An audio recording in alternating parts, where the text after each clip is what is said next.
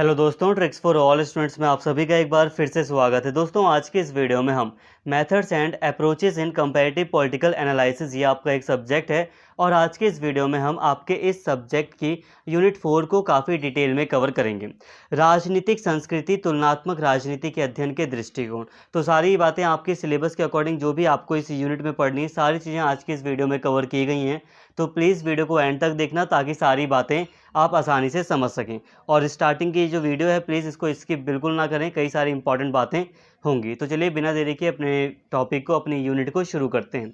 तो देखिए दोस्तों, आज की ये जो यूनिट है इसमें हम बात करें हमें पढ़ना क्या है, पहले हल्का सा ये देख लेते हैं, क्योंकि यहाँ पे हमें थोड़ा एक आइडिया लगाना ज़रूरी है कि आखिर हमें इसमें क्या क्या पढ़ना है। तो मैंने यहाँ पे आपके लिए शो कर दिया है कि आपको इस यूनिट में क्या क्या बातें पढ़नी है। तो परिचय के तौर पर आपको यहाँ पर 3 चीज़ें पढ़नी है, जैसे कि पहला है तुलनात्मक राजनीति का स्वरूप और कार्यक्षेत्र और पारंपरिक तुलनात्मक राजनीति। यहाँ पर आपको सेकंड में जो पारंपरिक तुलनात्मक राजनीति है इसका अध्ययन करना है और आधुनिक तुलनात्मक राजनीति क्या है इसका अध्ययन आपको करना है। ठीक है, ये परिचय के तौर पर आपको करना था। इसके साथ ही यहाँ पर देखिए आपको जो मुख्य चीज़ें पढ़नी है इस वीडियो में या इस यूनिट में, तो वो है राजनीतिक संस्कृति दृष्टिकोण। अब राजनीतिक संस्कृति दृष्टिकोण के अंतर्गत आपको 3 बातें पढ़नी है मुख्य रूप से। एक है उत्तर भौतिकवाद और एक है उप संस्कृति और एक है आधिपत्य।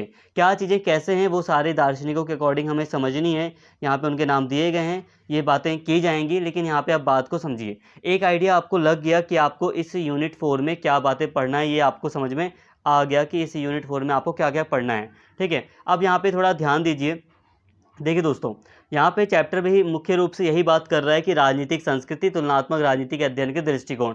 मतलब हमें इस यूनिट में हकीकत में मेनली जो चीज़ पढ़नी है वो है राजनीतिक संस्कृति के दृष्टिकोण। ये वाला जो टॉपिक है वो मेनली पढ़ना है। और यहाँ पे कुछ एक्स्ट्रा दिया गया है, जैसे कि परिचय के तौर पर यहाँ पर दिया गया है तुलनात्मक राजनीति का स्वरूप और कार्यक्षेत्र। जरा अगर आप याद करेंगे तो आपको याद होगा मेथड्स एंड अप्रोचेस के आपके इस सब्जेक्ट में मैंने ये वाली जो चीज़ है वो ऑलरेडी आपको पढ़ाई है। ठीक है, अगर आपको याद होगा तो यूनिट 1 को आप ध्यान से देखिए। यूनिट 1 की जो वीडियो है उसमें आपको मैंने already nature and scope of comparative politics पढ़ाया है।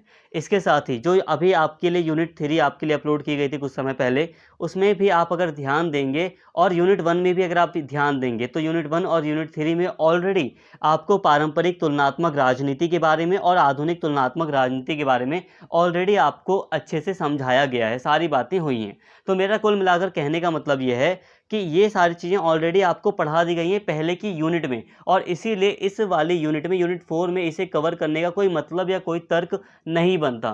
ठीक, कोई रीज़न ही नहीं है कि हम इसको यहाँ पर पढ़ें, क्योंकि वैसे भी ये सारी चीज़ें नॉर्मली हैं जो पहले की शुरुआती यूनिट में ही कवर होती हैं और हो चुकी हैं। ठीक है, कवर की गई सिलेबस में आपको एक तरह से देखा जाए तो सिलेबस में आपको पहले भी, मतलब जो मैंने आपको पढ़ाया है यूनिट 1 में, यूनिट 3 में, ऐसा नहीं है कि मैंने आपको एक्स्ट्रा बताया है। उस समय सिलेबस के अकॉर्डिंग आपको स्टार्टिंग में बताना था और मैंने आपको ऑलरेडी पहले की वीडियोस में पढ़ा दिया है। लेकिन आज के इस यूनिट 4 में भी इसको दोबारा शामिल करना गलत होगा। तो इसीलिए हम मुख्य रूप से आज की इस वीडियो में यहाँ से अपना चैप्टर राजनीतिक संस्कृति के दृष्टिकोण, ये जो हमारा मेन टॉपिक है, इससे यहाँ पे हम चैप्टर शुरू करेंगे और ये सारी बातें समझेंगे। लेकिन फिर भी बहुत सारे बच्चों को डाउट होगा, सर ये क्या है, इसको आप क्यों कवर नहीं कर रहे हो। तो ये हल्का सा डाउट क्लियर हो गया होगा, लेकिन इस डाउट को क्लियर करने के लिए यहाँ पे कुछ और बातें मैं आपको दिखा देता हूँ, समझा देता हूँ। अब यहाँ पे मैं हल्का सा आपको समझा भी देता हूँ, बता भी देता हूँ क्या चीज़ें कैसे हैं। जैसे कि एक टॉपिक जो अभी आपकी यूनिट 4 में कहा गया है स्टार्टिंग में कि तुलनात्मक राजनीति का स्वरूप को आपको समझना है।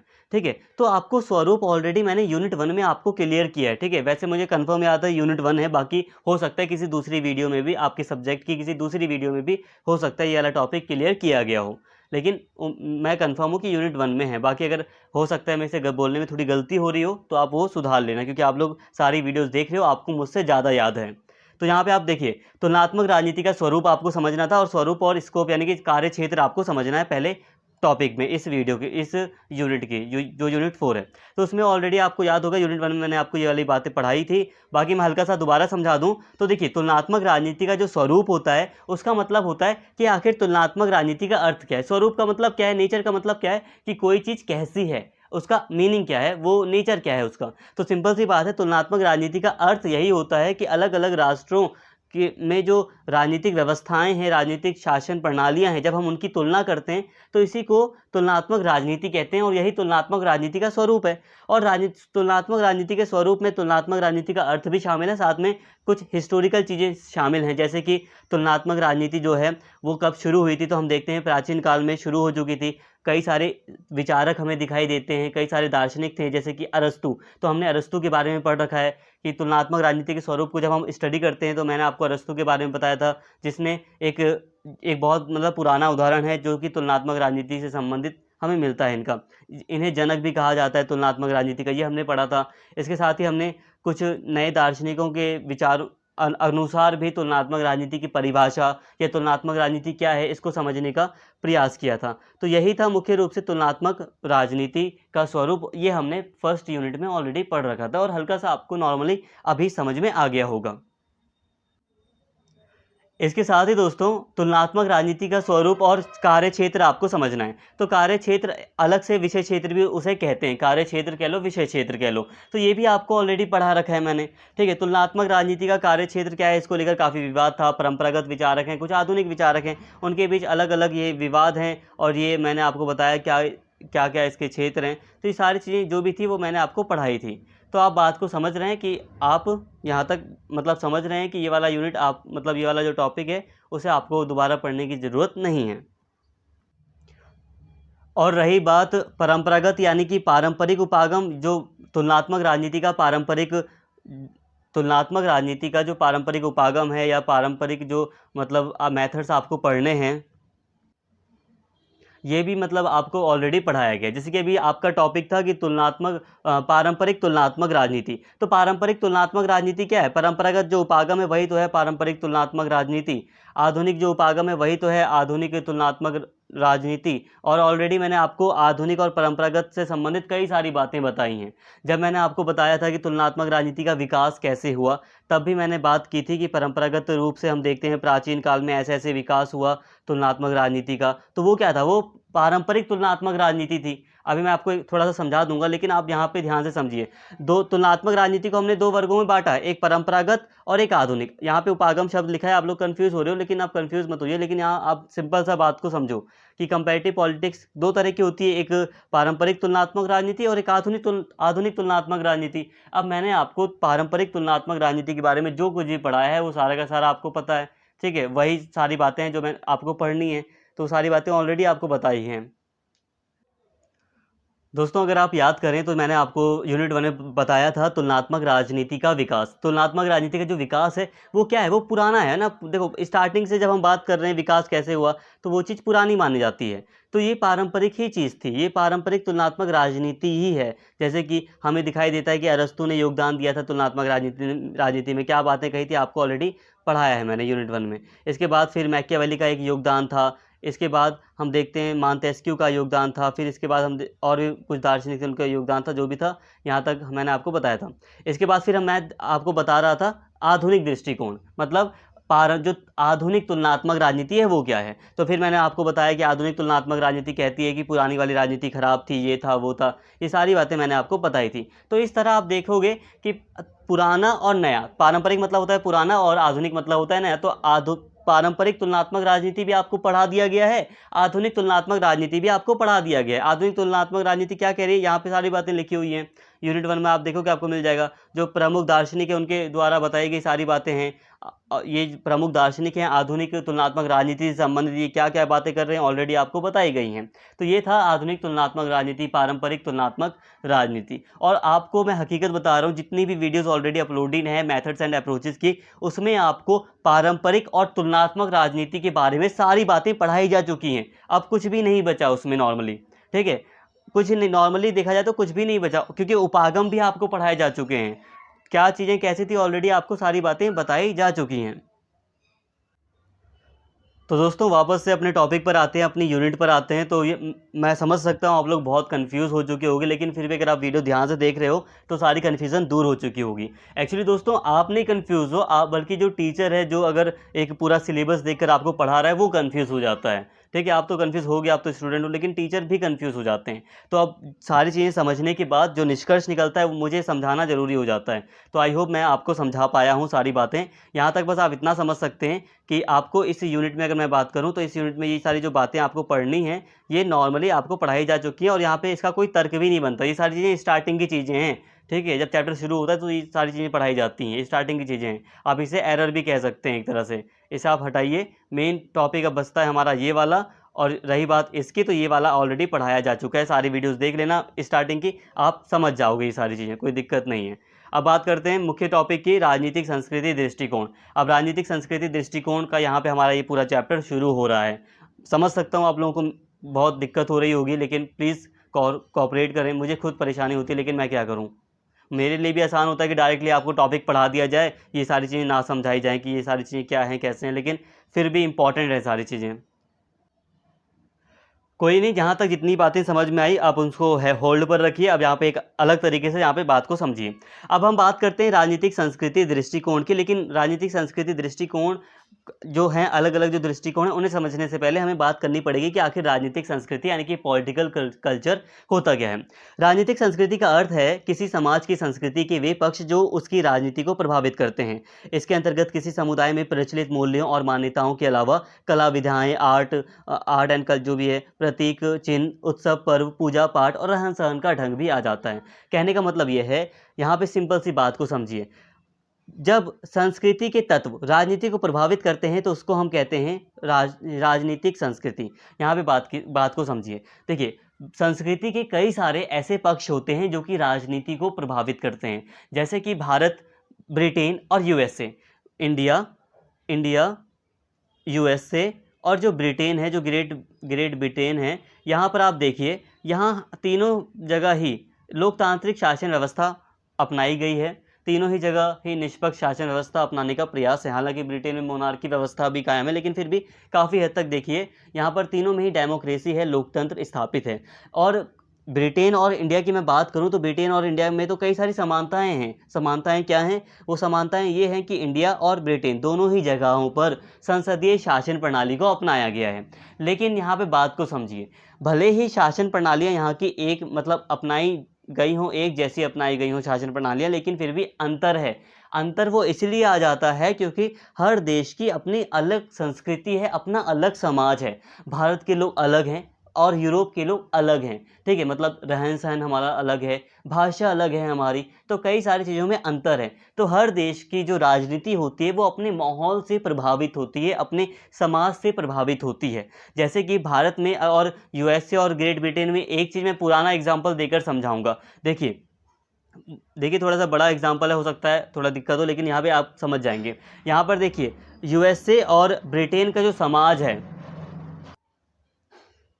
या जो इतिहास रहा है, उसमें क्या हुआ कि ब्रिटेन और यूएसए वगैरह में आप देखोगे, जो सेकुलरिज्म यानी कि जो धर्मनिरपेक्ष सेकुलरिज्म का जो यानी कि धर्मनिरपेक्षता का जो सिद्धांत है, वो कैसा है? वो कहता है, जो यूएसए और जो ग्रेट ब्रिटेन है, वहाँ पर जो धर्मनिरपेक्षता का सिद्धांत है वो कहता है कि एक साइड धर्म होगा, यानी कि चर्च, मंदिर वगैरह, मस्जिद वगैरह जो भी हैं, एक साइड ये होंगे धर्म और एक साइड स्टेट होगा। स्टेट मतलब सरकार होगी, और दोनों के बीच में होगा एक दीवार। दीवार का मतलब कि ना तो राज्य धर्म में इंटरफेयर करेगा और ना ही धर्म राज्य में इंटरफेयर करेगा। ये सारी जो चीज़ें हैं यूरोप में आज हम देख रहे हैं या अमेरिका में देख रहे हैं, इनका अपना इतिहास रहा है। इतिहास ये ऐतिहासिक कारणों से रहा है, लेकिन भारत का भी अपना इतिहास है।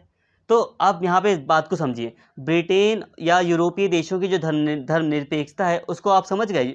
यूरोपीय देशों में धर्मनिरपेक्षता का क्या अर्थ है मैंने आपको समझा दिया।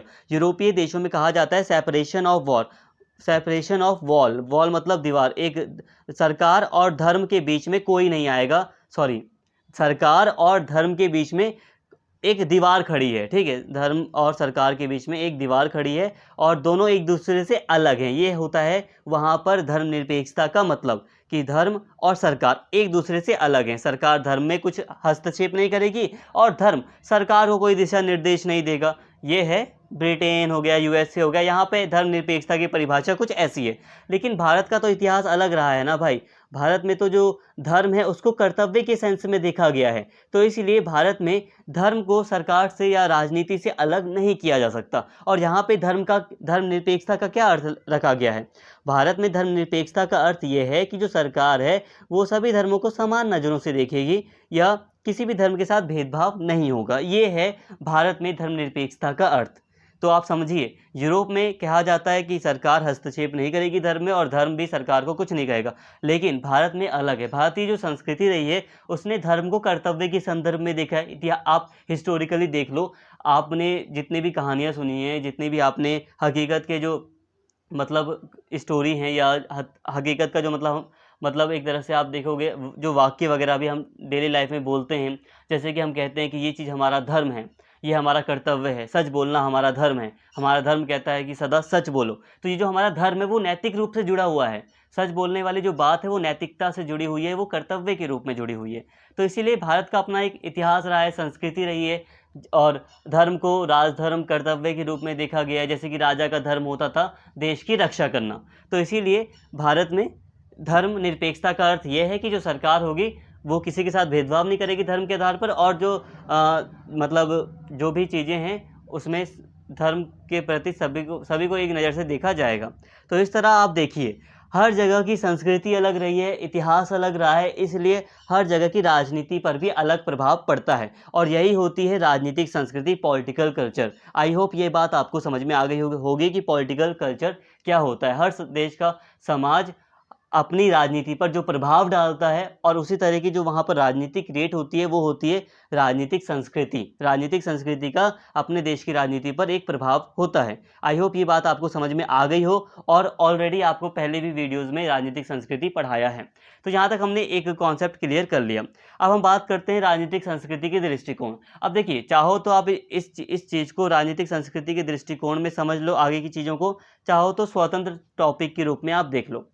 ठीक है, यहाँ पे आप बात को समझिए। अब हम बात करेंगे उत्तर भौतिकवाद की कि आखिर ये उत्तर भौतिकवाद होता क्या है। तो यहाँ पे देखिए, रोनाल्ड इंगलहार्ट, उत्तर भौतिकवाद। अब देखिए, हमें एक दार्शनिक हैं रोनाल्ड इंगलहार्ट, इनके संदर्भ में हमें उत्तर भौतिकवाद को काफ़ी डिटेल में, पोस्ट मटेरियलिज्म को काफ़ी डिटेल में कवर करना है। अब आगे बढ़ने से पहले इनके बारे में या रोनाल्ड के कॉन्टेक्स्ट के बारे में समझने से पहले हम डायरेक्टली पहले बात कर लेते हैं कि आखिर उत्तर भौतिकवाद या पोस्ट मटेरियलिज्म होता क्या है। वह विचारधारा जो भौतिक समृद्धि का लक्ष्य पूरा हो जाने के बाद मानव जीवन को अधिक सार्थक बनाने वाले तत्वों पर ध्यान केंद्रित करती है। यह विचारधारा जीवन की गुणवत्ता को उन्नत करने के लक्ष्य से नई जीवन शैली, लाइफस्टाइल अपनाने का समर्थन करती है। उदाहरण के लिए इसमें प्रकृति और पर्यावरण के संरक्षण पर बल दिया जाता है। न्यूक्लियर निरस्त्रीकरण, यहाँ पे निरस्त्रीकरण भी या निरस्त्रीकरण भी हो सकता है, की मांग की जाती है और मानव गरिमा को और भौतिक लाभ से ऊंचा स्थान दिया जाता है। यहाँ पे मानव होगा, ठीक है, मानव गरिमा को भौतिक लाभ से ऊंचा स्थान दिया जाता है। देखिए, बात को समझिए, आखिर पोस्ट मटेरियलिज्म या उत्तर भौतिकवाद क्या होता है। तो यहाँ पे आप सिंपल सी बात को समझिए, ये एक ऐसी विचारधारा है दोस्तों, जब भौतिक समृद्धि पूरी हो जाती है तब मनुष्य अपने जीवन में कुछ बदलाव करता है और एक नई लाइफस्टाइल अपनाने का प्रयास करता है। यहाँ पर उत्तर भौतिकवाद में क्या क्या चीज़ें होती हैं? उत्तर भौतिकवाद में होता है कि जो हथियार हैं इनका डिसआर्मामेंट किया जाए, मतलब हथियारों को नष्ट किया जाए। हाँ, ये करने का प्रयास किया जाता है। जो खतरनाक घातक हथियार हैं उनका अंत कर दिया जाए। मानव गरिमा, मानववाद को बहुत ज़्यादा स्थान दिया जाता है। मानववाद की बात की जाती है, मानव की रिस्पेक्ट को, मानव की आइडेंटिटी को इम्पोर्टेंस दी जाती है। भौतिक लाभ से ऊंचा स्थान दिया जाता है, मतलब पैसे से भी ऊंचा स्थान मनुष्य को दिया जाता है। अब बात को मुद्दे पर आता हूँ, बात को अच्छे से समझ आएगी। अब आप सारी बातें जो हैं वो अब आपको अच्छे से समझ में आ जाएंगी। देखिए दोस्तों, उत्तर भौतिकवाद क्या है, पहले आपको ये थोड़ा सा समझना पड़ेगा भौतिकवाद क्या होता है। देखिए, भौतिकवाद में नॉर्मली यही होता है कि हर मनुष्य ऐसी चीज़ों को पाना चाहता है जो उसको कंफर्ट दे। जैसे कि अगर आज गर्मी है तो मैं चाहूँगा कि एसी लग जाए मेरे घर में, या कूलर आ जाए, बड़े बड़े ऐसे पंखे आएँ मतलब जो काफ़ी ज़्यादा लंबे समय तक चलें, कॉस्टली हों, काफ़ी अच्छी क्वालिटी की हों। हाँ, तो ये क्या चीज़ें हैं? भौतिक चीज़ें हैं। ये मनुष्य को सुख देने का प्रयास करती हैं और ये होता है भौतिकवाद। भौतिकवाद में मनुष्य उन चीज़ों की ओर दौड़ता है जो मनुष्य को अधिक से अधिक कंफर्ट देती हैं और ऐसे में मनुष्य धन की ओर अधिक आकर्षित होता है। जैसे कि मनुष्य को पता होता है समाज में कि जो धन है वही सब कुछ है। लाइक आपने ऐसे कई सारे डायलॉग सुने होंगे कि पैसा ही सब कुछ होता है, पैसे से बड़ा कुछ नहीं होता। पैसा है तो सब कुछ है आपके पास, पैसा है तो आप सब कुछ कर सकते हो। तो ये जो विचार है, ये सारा का सारा जो विचार है वो भौतिकवाद का है, वो मैटेरियलिज्म का विचार है। लेकिन एक समय ऐसा भी आता है जब व्यक्ति के पास सारी सुख समृद्धि होती है, जब व्यक्ति सारी सुख समृद्धि का यूज़ कर लेता है या व्यक्ति संतुष्ट हो जाता है। जाहिर सी बात है, ऐसा कई नॉर्मली लोग कहते हैं कि इंसान कभी संतुष्ट नहीं होता, लेकिन फिर भी जब इंसान के पास एक ऐसी स्थिति आ जाती है जब उसके पास सारी सुविधाएं होती हैं, तो वो अपने लाइफस्टाइल में थोड़ा चेंज भी करता है। चेंज कैसे करता है? जैसे कि पहले जो मनुष्य कमाने की ओर दौड़ रहा था, कंफर्ट की ओर दौड़ रहा था, लेकिन जब उसको सारी चीज़ें मिल जाती हैं, जब वो समृद्ध हो जाता है काफ़ी अधिक, तो क्या होता है? वो अपनी लाइफ़स्टाइल को थोड़ा अलग तरीके से चेंज करता है। जैसे कि अब वो प्रकृति से जुड़ने का प्रयास करता है। पेड़-पौधे लगाना, प्रकृति के साथ टाइम स्पेंड करना, घूमने के लिए एकांत में कहीं प्राकृतिक स्थान पे चला जाना जहाँ पर मतलब शांति ही शांति हो। जैसे कि बहुत सारे लोग हिल्स स्टेशन जाते हैं या बहुत सारे लोग आज जो सिटी लाइफ़ है, ये जो शहर की लाइफ़ है, उससे फ्रस्ट्रेटेड होकर थोड़ा 1 आध महीना या कुछ दिन एकांत में गुज़ारने के लिए कई पहाड़ी इलाकों में निकल जाते हैं, ट्रैकिंग पर निकल जाते हैं। ट्रैकिंग मतलब जो जंगल वगैरह होते हैं वहाँ पर वो यात्रा करने निकल जाते हैं, दूर-दराज के इलाकों में निकल जाते हैं। तो प्रकृति से जुड़ने का प्रयास करते हैं। आज की लाइफ़ का एक उदाहरण मैं बस दे रहा हूँ यहाँ पर एक। तो यहाँ पे कहा जा रहा है कि जब भौतिक समृद्धि मिल जाती है मनुष्य को, तो वो अपना लाइफ़स्टाइल चेंज कर ऐसी चीज़ों पर ध्यान देता है जो कि भौतिकवाद से परे होती हैं। ठीक है? भौतिकवाद से ऊपर होती हैं। मनुष्य मानववाद को अधिक इम्पोर्टेंस देता है, इंसान की अहमियत पर गौर करता है, ठीक है? इंसान को भौतिक लाभ से ज़्यादा ऊँचा मानता है। फिर उत्तर भौतिकवाद में ये भी चीज़ें शामिल हैं कि मनुष्य या जो लोग हैं या वो ये भी जो समाज है वो ये भी माँग करता है कि हथियारों को नष्ट कर दिया जाए जो घातक है मनुष्य के लिए। तो ये सारी चीज़ें होती हैं उत्तर भौतिकवाद में। अब सिंपल सी बात है, आपको समझ में आ गया। भौतिकवाद क्या होता है? जब मनुष्य लाभ कमाने पर ही पूरा ध्यान देता है और जब मनुष्य पूरा लाभ कमा लेता है, जब मनुष्य समृद्ध हो जाता है, तो इसके बाद शुरू होता है उत्तर भौतिकवाद। इसके बाद शुरू होता है उत्तर भौतिकवाद, पोस्ट मैटेरियलिज़्म। आई होप आपको बात समझ में आ गई होगी। नहीं भी आई तो आगे सारी बातें क्लियर हो जाएंगी। बस इतना समझ लीजिए कि उत्तर भौतिकवाद भौतिकवाद के बाद आता है। भौतिकवाद एक समृद्धि की स्थिति है और जब व्यक्ति समृद्ध होकर नए विचार लाता है या पैसे से संबंधित चीज़ों को नीचे रखते हुए अब दूसरी चीज़ों को ऊंचा स्थान देता है, सुख शांति की बात करता है, समानता की नॉर्मली बात करें, प्रकृति से जुड़ने का प्रयास करता है, ये सारी चीज़ें जब वो करता है भौतिकवाद से ऊपर उठकर, तो उसको हम पोस्ट मैटेरियलिज्म यानी कि उत्तर भौतिकवाद कहते हैं। तो यहाँ पे बस आपको एक टॉपिक क्लियर हो गया और यही मेन टॉपिक था और सारी बातें अब इजीली आपको समझ में आ जाएंगी। अब रोनाल्ड इंगलहार्ट का मुख्य योगदान इसी में है उत्तर भौतिकवाद को लेकर। रोनाल्ड इंगलहार्ट एक अमेरिकी राजनीतिक वैज्ञानिक थे जिन्होंने तुलनात्मक राजनीति के क्षेत्र में विशेषज्ञता हासिल की थी। राजनीतिक संस्कृति के बारे में उनका मूल सिद्धांत यह था कि राजनीतिक संस्कृति हमेशा राजनीतिक व्यवस्था को निर्देशित करती है, क्योंकि ये एक राजनीतिक संस्कृति का दृष्टिकोण ही माना जाता है। तो उसी में कहा जा रहा है कि पहले अगर हम इनके विचार के अकॉर्डिंग देखें राजनीतिक संस्कृति क्या है, तो इन्होंने यही कहा कि राजनीतिक जो संस्कृति है वो किसी देश की राजनीतिक जो व्यवस्था है उसको प्रभावित करती है, उसको दिशा निर्देश देती है। यदि हम सर्वप्रथम उत्तर आधुनिकतावाद शब्द को देखें, दोस्तों नोट्स में आप ये वाली लाइन काट लो क्योंकि आप लोग कंफ्यूज हो जाओगे क्योंकि यहाँ पे आधुनिकवाद आ गया है। ठीक है, हमें भौतिकवाद पढ़ना है ना, तो आधुनिकवाद वाला टॉपिक यहाँ पे नहीं है, तो इस वाली लाइन को आप काट सकते हो, नोट में काटना। ठीक है, उनके अनुसार इस परिवर्तन के होने के लिए अर्थात भौतिकवादी से उत्तर भौतिकवादी मूल्यों में परिवर्तन यह बहुत महत्वपूर्ण है कि मनुष्य की भौतिक आवश्यकताओं को पहले संतुष्ट किया जाए, क्योंकि जब ये ज़रूरतें पूरी हो जाती हैं तभी व्यक्ति शांति, समृद्धि, विकास और आत्मसम्मान जैसे उत्तर भौतिकवादी मूल्यों की ओर बढ़ने को तैयार हो जाता है। यहाँ बात को समझिए, ठीक है। यहाँ पे आपको एक बात समझनी है, जैसे कि अभी मैंने आपको बताया ना कि उत्तर भौतिकवाद में क्या होता है, मनुष्य पहले भौतिकवाद की तरफ दौड़ता है, जब वो समृद्ध हो जाता है तो फिर उत्तरवादी प्रक्रियाएं शुरू होती हैं, समाज फिर उत्तरवाद की ओर अग्रसर हो जाता है, ऐसा माना जाता है उत्तर भौतिकवाद के वादियों के अनुसार। और रोनाल्ड इंगलहर्ट यही कह रहे हैं। अब वो कह रहे हैं, रोनाल्ड इंगलहर्ट यहाँ पर कहते हैं कि जो भौतिकवाद के बाद जो उत्तर भौतिकवाद है वो कब आता है, जो भौतिकवाद के बाद जो उत्तर भौतिकवाद है वो कब आता है, वो तब आता है जब लोग समृद्ध हो चुके होते हैं, जब लोगों की सारी जो आवश्यकताएं हैं, भौतिक आवश्यकताएं, वो पूरी हो जाती हैं। सिंपल सी बात है, बहुत सही बात है ये। जब आपके पास, देखो आपने सुना होगा कि खाली पेट भजन भी नहीं होता। मतलब क्या है इसका कहने का मतलब यह है कि आप कोई दूसरे कल्याणकारी कार्य या कुछ दूसरे कार्य तब तक नहीं कर सकते जब तक आपका पेट ना भरा हो, ठीक है। तो यहाँ पे बात को समझिए, जब तक आप संतुष्ट ना हो तब तक आप उत्तर भौतिकवाद आ ही नहीं सकता।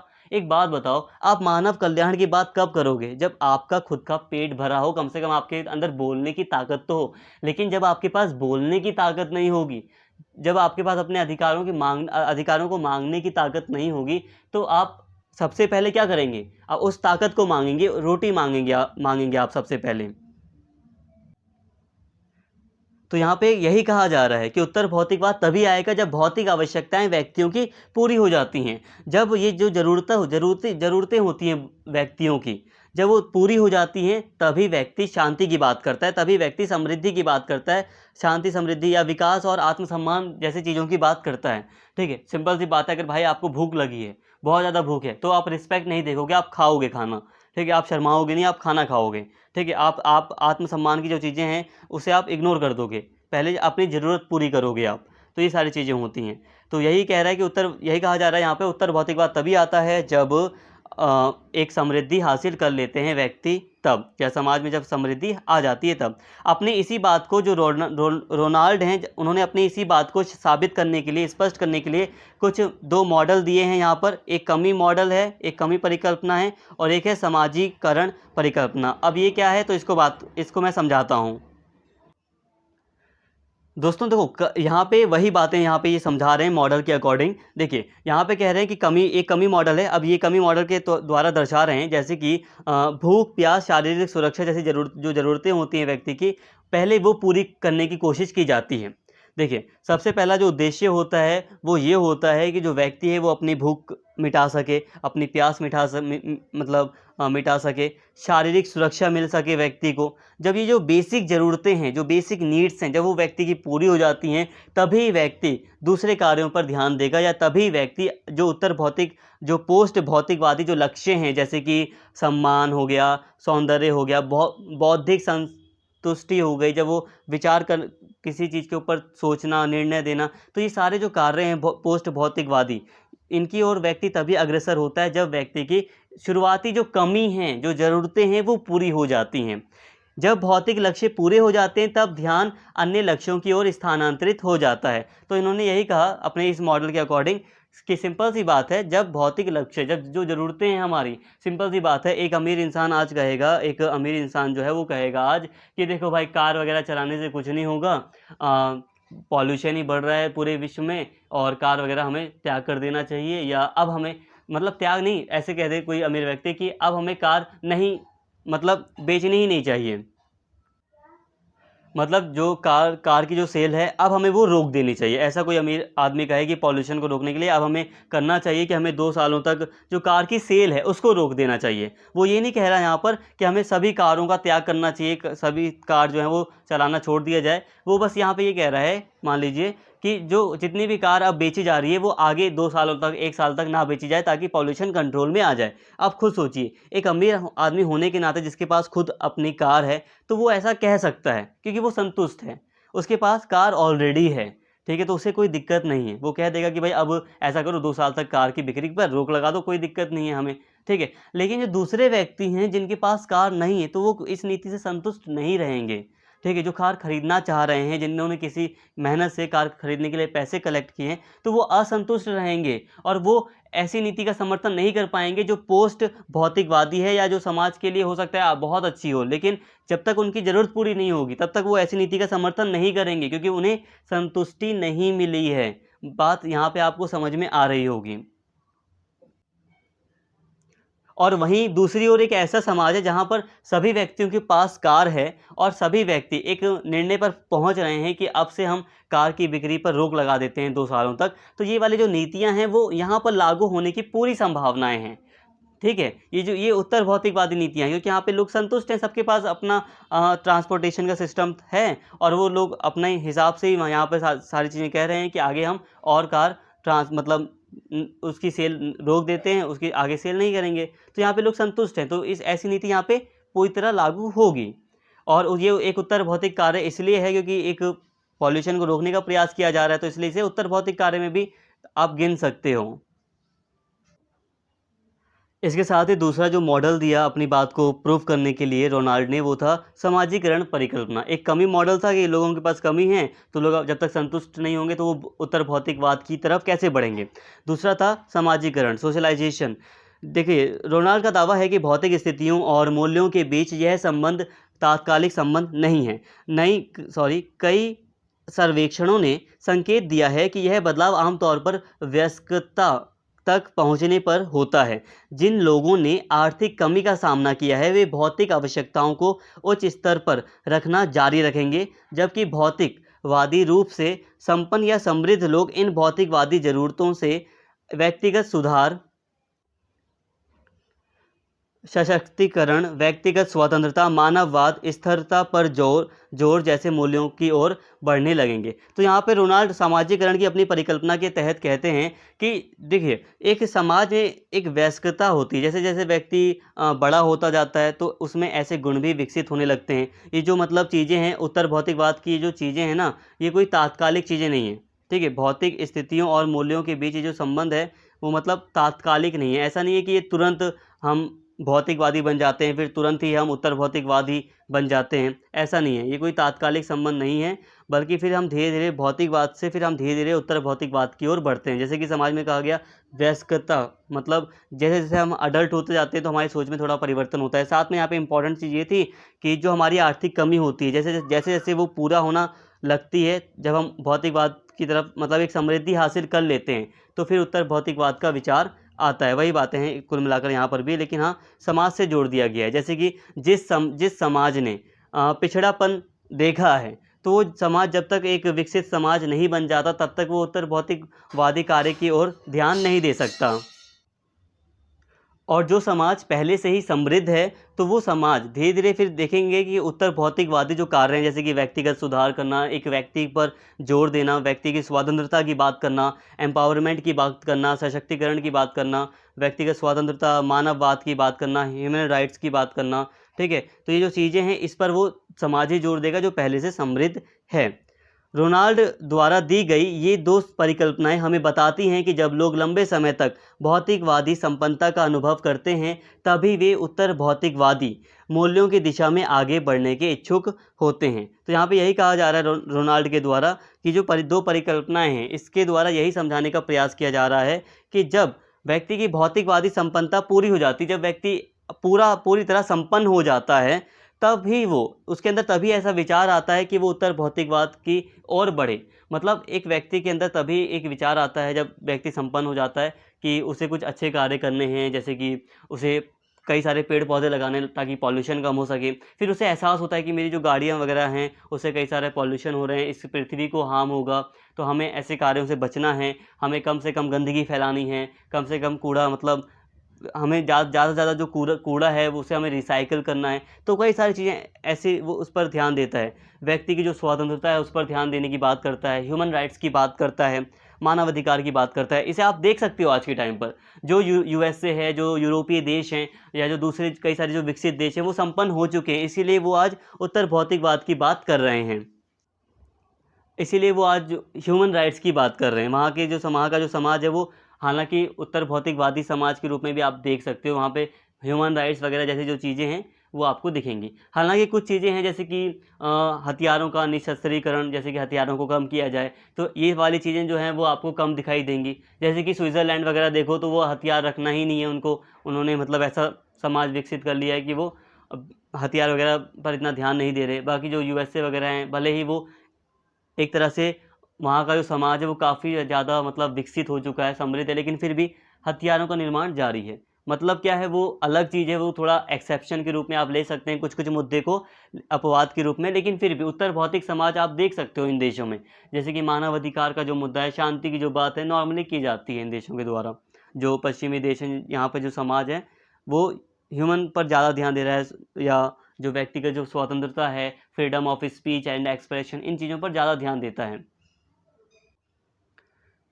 एंगलहार्ट के अनुसार ये परिकल्पनाएं एक साथ दर्शाती हैं कि पश्चिम देशों में व्याप्त समृद्धि और युद्ध की अनुपस्थिति में युवा लोग आर्थिक सुरक्षा और भौतिक सुरक्षा जैसे मूल्यों पर कम जोर देते हैं, पुरानी पीढ़ी की तुलना में जिन्होंने आर्थिक संकट के दौर का सामना किया है। तो देखिए यहाँ पे ये एंगलहार्ट कह रहे हैं कि यहाँ पे मैंने जो परिकल्पनाएं दी हैं उसके माध्यम से आप देख सकते हैं, ये सारी चीज़ें दर्शा रही हैं कि जो यूरोपीय समाज था, जो पश्चिमी देश हैं, पश्चिमी जैसे कि यूएसए वगैरह, ये जो पश्चिमी समाज है, यहाँ पर एक जो पीढ़ी थी पहले, उसने मतलब आज की जो पीढ़ी है, अभी हम बात करें तो जो आज की पीढ़ी है उसने समृद्धि देखी है, युद्ध की अनुपस्थिति देखी है, काफ़ी हद तक जो युद्ध हैं वो बहुत कम हो गए हैं यूरोप में पहले के मुकाबले।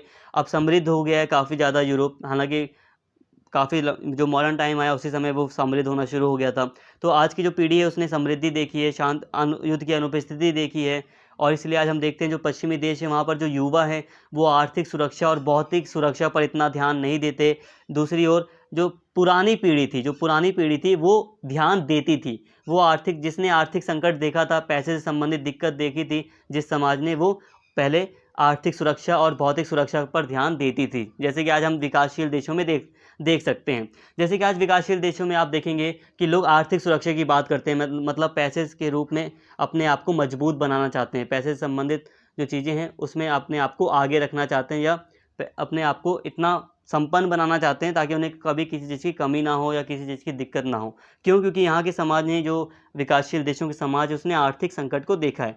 लेकिन जब कोई विकसित समाज की बात करते हैं, जो नई पीढ़ी आ रही है, तो उसने वहाँ पर समृद्धि देखी है, शांति देखी है, तो वो उत्तर भौतिकवादी समाज की ओर अग्रसर हो रहे हैं। और दोस्तों ये जो सारी बातें रोनाल्ड इंगलहर्ट के द्वारा प्रस्तुत की गई, वो पश्चिमी जो देश थे इन्हीं के कॉन्टेक्स्ट में ही प्रस्तुत की गई थी। क्योंकि यहाँ पर ये देखा गया ना कि समाज जो था वो काफ़ी भौतिकवादी चीज़ें हासिल कर चुका था। जो यूरोपीय समाज था पहले, वो क्या था, वो भौतिकवादी तो था पहले, मतलब अगर आप देखेंगे कुछ 100 साल पहले अगर आप देखें तो यूरोपीय जो समाज था वो भौतिकवादी ही समाज था। वो बस अपनी संपन्नता पर ही मेनली ध्यान दे रहा था। लाइक यहाँ तक कि जो पेड़ पौधे थे इनको भी हटाकर खेती बाड़ी पर ज़्यादा ध्यान दिया जा रहा था। जो अपने अलग अलग उपनिवेश बसाए थे यूरोप ने, वहाँ पर पेड़ पौधों को काट कर बस्तियाँ बसाकर वहाँ पे खेती कराई जा रही थी। क्यों? क्योंकि अनाज ज़्यादा होगा, एक्सपोर्ट करेंगे उसको, फिर उससे पैसा कमाएंगे। तो कुल मिलाकर मेनली अपने आप को यूरोप वाले जो थे, मतलब जो पश्चिमी देश थे, वो अपने आप को पहले क्या कर रहे थे, अपने आप को भौतिक रूप से संपन्न बना रहे थे। फिर बाद में उन्हीं देशों ने पेड़ पौधे लगाने की बात की, फिर बाद में फिर उन्हीं देशों ने जिन्होंने फिर एक टाइम पर ह्यूमन राइट्स का वायलेशन भी किया, इग्नोर भी किया ह्यूमन राइट्स को। फिर उन्होंने जब संपन्न हो गए वो लोग, तो वो फिर ह्यूमन राइट्स की बात करने लगे। मतलब वहाँ का समाज भौतिकवाद से उत्तर भौतिकवाद की ओर काफ़ी अग्रसर होता हुआ आज आप देख सकते हो उसको। तो यहाँ पे रोनाल्ड ने जो भी बातें प्रस्तुत की थी वो पश्चिमी देशों के कॉन्टेक्स्ट में भी थी। तो आई होप यहाँ तक आपको सारी बातें समझ में आ गई हों, और ये भौतिकवाद और उत्तर भौतिकवाद क्या होता है ये आपको ऑलरेडी मैंने समझा दिया है। भौतिकवाद, उत्तर भौतिकवाद क्या है समझा ही दिया है ये आपको। आई होप सारी बातें आपको क्लियर हो गई होंगी। जो भी बातें रह गई हैं, दूसरे टॉपिक जो भी रह गए हैं इस यूनिट से संबंधित, उन्हें हम नेक्स्ट लेक्चर में कवर कर लेंगे, और नेक्स्ट लेक्चर अगर आप देख लोगे तो ये यूनिट आपकी पूरी तरह कंप्लीट हो जाएगी। उम्मीद करता हूँ वीडियो आपको पसंद आई होगी। अगर वीडियो अच्छी लगी हो तो प्लीज़ चैनल को सब्सक्राइब कर लें, वीडियो को लाइक करें, शेयर करें और कमेंट करके अपना फीडबैक जरूर दें। Thank you.